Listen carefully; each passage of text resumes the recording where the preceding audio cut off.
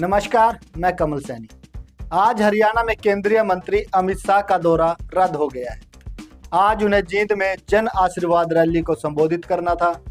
इस रैली से भाजपा को प्रदेश में चुनाव प्रचार की शुरुआत करनी थी।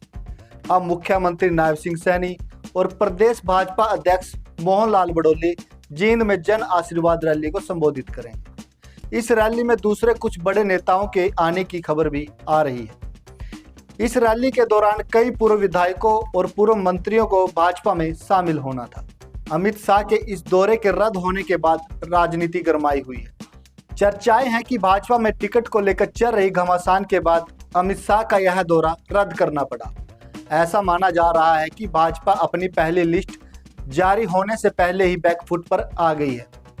बाहरी प्रत्याशियों को टिकट मिलने की संभावना के बीच लोकल लीडर भी लगातार विरोध कर रहे हैं।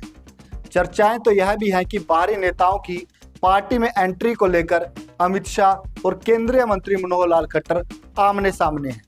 एक तरफ मनोहर लाल खट्टर जननायक जनता पार्टी के विधायकों की एंट्री को लेकर भाजपा पर पूरा दबाव बना रहे हैं, तो वहीं दूसरी तरफ अमित शाह पिछले दिनों पंचकुला में भाजपा के पद अधिकारी को ही बैठक में साफ कर चुके हैं कि अब भाजपा में कोई भी ज्वाइनिंग नहीं होगी, क्योंकि भाजपा खुद के दम पर चुनाव लड़ने में सक्षम है। भाजपा में आखिरी बड़ी एंट्री 19 जून को पूर्व मुख्यमंत्री चौधरी बंसीलाल की पुत्रवधू किरण चौधरी और उनकी बेटी श्रुति चौधरी की हुई थी। हाल ही में किरण चौधरी भाजपा से राज्यसभा पहुंची हैं।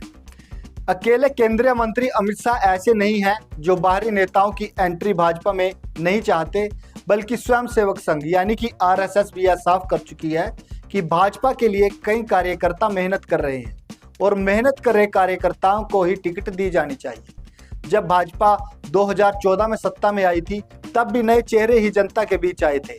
ऐसे में पार्टी को नए चेहरों को मौका देना चाहिए। अगर बाहर से आए नेताओं को टिकट दी जाएगी तो संगठन में भी गलत संदेश जाएगा। दूसरी तरफ जजपा से भाजपा में जाने की चाह रखने वाले नेता उसी विधानसभा से टिकट चाहते हैं जहां से वह विधायक रह चुके हैं। ऐसे में अगर भाजपा जजपा के नेताओं को टिकट देती है तो जाहिर है कि उनके जो अपने नेता है वो बगावत कर सकते हैं, जिसका खामियाजा भाजपा को इस चुनाव में भुगतना पड़ सकता है। फिलहाल तो एक विधानसभा सीट पर भाजपा के ही कई नेता अपना दावा पेश कर रहे हैं और कई तो टिकट न मिलने पर बगावत की बात भी कह चुके हैं।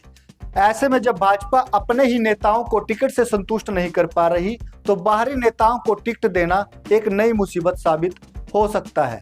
यही कारण है कि भाजपा अब तक अपने प्रत्याशियों की पहली लिस्ट जारी नहीं कर पाई, क्योंकि ऐसा माना जा रहा है कि जिन नेताओं को टिकट की सूची में नहीं रखा गया है उनके बगावती सुर नजर आ रहे हैं। पहले संभावना थी कि अमित शाह की जींद रैली के बाद भाजपा अपनी पहली सूची जारी कर सकती है, लेकिन आपसी घमासान का असर इतना दिखाई दे रहा है कि अमित शाह को अपना दौरा रद्द करना पड़ा। ऐसे में भाजपा की पहली सूची कब जारी होगी, इसको लेकर कोई खबर नहीं है। लेकिन भाजपा के लिए थोड़ी राहत की बात यह है कि अब चुनाव की तारीखों में बदलाव हो चुका है। जाहिर है कि 1 अक्टूबर को होने वाले चुनाव अब 5 अक्टूबर को होंगे, यानी कि 4 दिन का अधिक समय सभी राजनीतिक दलों को मिलेगा।